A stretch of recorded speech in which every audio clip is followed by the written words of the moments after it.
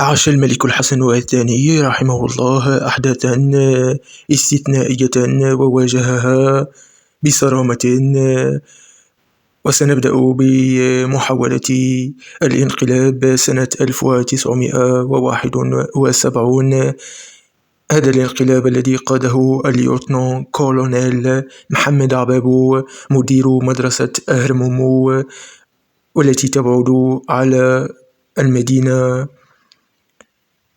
العتيقة والعاصمة العلمية للمغرب فاس نحو 60 كيلومترا. مدرسة أهرمومو التي عرفت بالانضباط قرر عبابو بغطاء عسكري وهو الجنرال المذبوح أن يقتحم قصر سخيرات يوم عيد ميلاد الملك الراحل الحسن الثاني. فعلا رتبت كل الأمور، وهنالك روايات عديدة في هذا الصدد.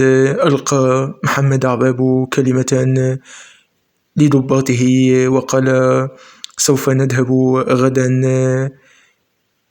لنقوم بعملية قمت بالكثير من أجل التحصل عليها، وأعتمد عليكم في إعطاء صورة بهية على مدرسة أهرمومو ومدى انضباط ضباطها. وفعلا انصرف الجميع. جاء الفجر كعادة الجيش، قام الجميع والظلام لا زال موجودا. توجهوا إلى القاعة التي سوف يأخذون الفطور فيها. توجهوا بالحافلات. بطبيعة الحال في مثل هذه الأمور تكون هنالك حيثيات تغير مجرى التاريخ. صعد ضباط الصف والضباط في الشاحنات. كانت الشاحنات جاهزة للانطلاق، ولكن من كانوا يقودونها كانوا مبتدئين في مجال قيادة شاحنات عسكرية. كانت السرعة بطيئة للغاية. توجهوا نحو الرباط. تساؤلات كثيرة تدور في أذهان المشاركين، سواء من يعرفون أن هذه القافلة بصدد القيام بانقلاب عسكري، ومن يغيب عليهم الأمر. قامت الشاحنات بقطع الكيلومترات، وصلوا إلى الرباط. هنالك منعرج عندما قامت الشاحنات في شخص من يقودونها بالاختلاف. انعزلت القافلة إلى قافلتين، ولكن واحدة وجهت طريقا مسدودا فعادت واندمجت مع القافلة الأولى.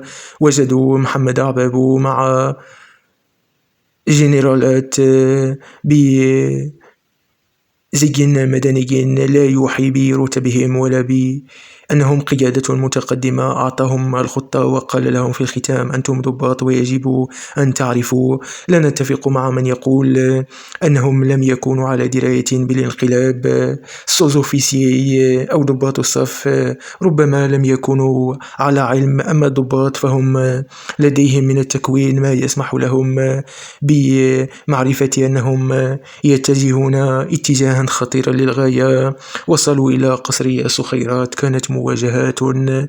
اقتحموا القصر.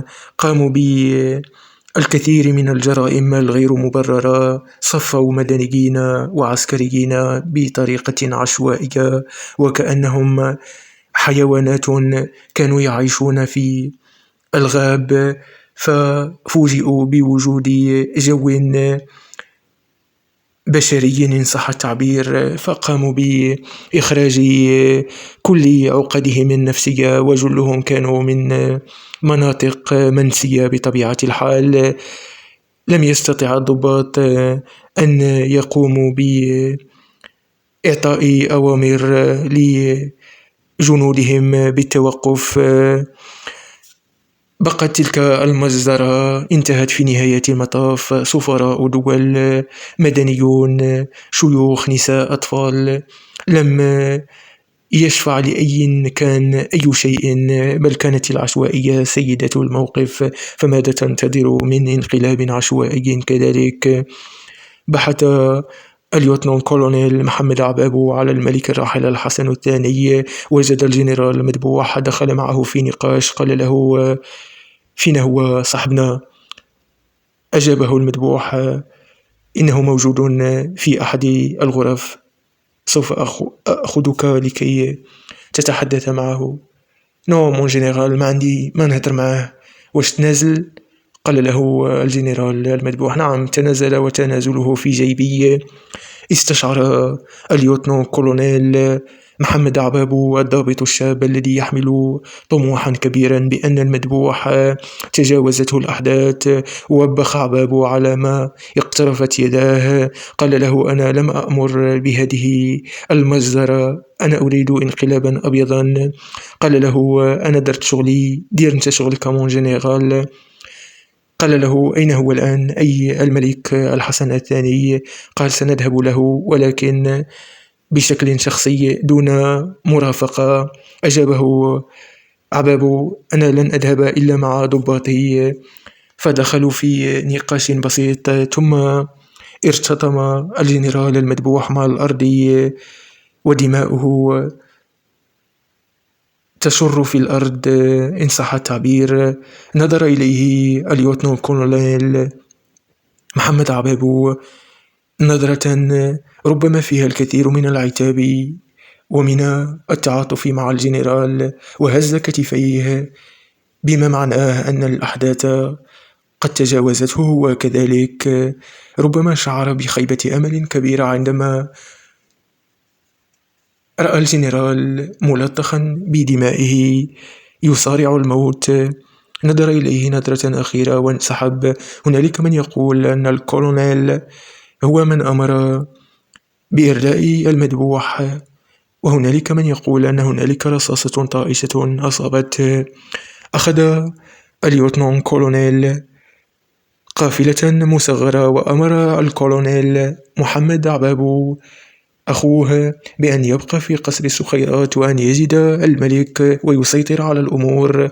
انطلق نحو القيادة العليا بالرباط والإذاعة والتلفزة، قام بمحاصرتهم، استطاع أن يحتل القيادة العليا وكذلك الإذاعة والتلفزة. لقى نوعا من عدم الاستجابة من كانوا قائمين على حماية تلك المنشآت الحساسة، ولكن كان عبابو مصرا على أن يبلغ هدفه وأن ينهي الانقلاب بجمهورية عبابو التي لم تدم سوى ساعات. تسارعت الأحداث. أخذ محمد عبابو أخو محمد عبابو ما تبقى من القافلة وانصرف من قصر السخيرات وتوجه إلى أخيه. رآه محمد فوبخه وقال له: ماذا تفعل هنا؟ أنا تركتك في القصر، لماذا جئت إلى هنا؟ لم يرد أخاه عليه. عموما حاول جاهدا أن ينجح ذلك الانقلاب الذي فشل بالفعل عندما أصبحت الأوامر غير منتجة وأصبح الجميع يتحرك في جميع الاتجاهات. خرج الحسن الثاني إلى بعض الجنود والضباط، تحدث معهم، أمر الجنرال الغرباوي بالتوجه إلى القيادة العليا وبقمع هذا التمرد. ذلك ما كان. وصل الجنرال إلى القيادة العليا، وجد محمد عبابو يسيطر على الأمور. كان هنالك لواء برفقة الجنرال الغرباوي. خرج إليه عبابو: مون جنرال، واش يمكن نهدرو شوية؟ اش كدير الكلب تما؟ خرج من القيادة العليا. مون جنرال، مع كامل الاحترامات، قد تم الكثير من العمل، وهنالك من أصبح تحت إمرتي من الجنرالات، لذلك تعال معنا وسوف نجد حلول. لن أتفاوض مع الخونة. فأخذ الجنرال الغرباوي سلاحا خفيفا من أحد الجنود بينما كان محمد عبابو يحمل مسدسا في يده طوال الوقت وهو المصاب برصاصة في كتفه، ولم يتم أي استشفاء أو تقديم تخدير لعبابو أو أي نوع من الإسعافات الأولية. فنظروا إلى بعضهم الجنرال الغرباوي والكولونيل محمد عبابو، فتبادلوا إطلاق النار في مشهد سينمائي، فأرضي الجنرال الغرباوي شهيدا للواجب الوطني، بينما بقي اليوتنون كولونيل عبابو يصارع الموت. نظر إلى عقا وقال له: أجهز علي يا عقا، لأن الانتقام سيكون أشد من الموت. تردد عقا الذي كان يلازم اليوتنون كولونيل في كل أموره، ووجه إليه الرشاش وأرداه قتيلا. تم إنهاء تمرد محمد عبابو، ويمكنك أن تحترم في الرجل أنه لعب كما يلعب الإنسان البوكير وخسر، فقبل الخسارة ورحل عن العالم. بينما هنالك من الضباط من عاشوا مآسي مثل معتقل تزمان مارش الرهيب، الكثير من المآسي، ولكنهم لا يملكون الجرأة لاعتراف بأنهم مشاركون في الانقلاب. وعندما جاء الملك الحالي محمد السادس، جاء بالإنصاف والمصالحة وسمح للضحايا ما سمي بعهد الجمر والرصاص، رغم أنني لا أتفق مع هذا الاسم، بالإفصاح على كل الأمور دون تضييق.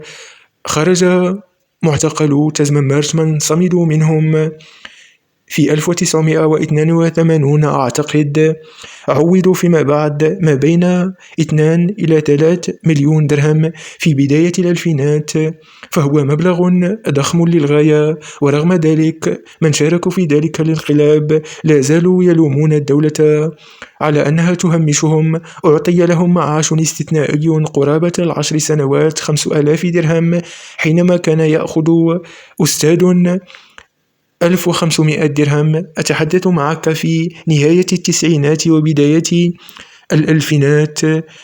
أخذ الملك الراحل الحسن الثاني على عاتقه الكثير من الأمور ليجعل من المغرب بلدا موحدا. هنالك أمور كان النظام بإمكانه أن يتفاداها. صحيح كان القمع في ذلك العهد، ولكن كان هنالك ما يبرر ذلك القمع، فمغرب الحسن الثاني ليس هو المغرب الحالي، والفكر آنذاك والحركة الوطنية والمعارضة كانتا مختلفتين. ولذلك يجب أن يحكى التاريخ كما هو، لا أن نتحدث على جانب دون آخر. وعموما أسدل الستار على أول انقلاب. لم يكن الملك الحسن الثاني ملكا بسيطا، بل كان إنسانا مثقفا ولديه من المواهب ما يسمح له بأن يدير ذلك المغرب وأن يترك مغربا قويا موحدا. وجاء انقلاب البوينغ، والذي جعل من الملك الراحل الحسن الثاني يصعد مع الانقلابيين لأنهم صعدوا معه، وبالتالي كان ذلك الانقلاب انقلابا أخيرا في المغرب، وهو من سوف نحكي عليه في الحلقة القادمة، والذي قاده الجنرال الشهير أوفقير، وكان فيه الكثير من الحيثيات التي جعلت الحسن الثاني يأخذ قرارات ربما تكون الأصعب في التاريخ.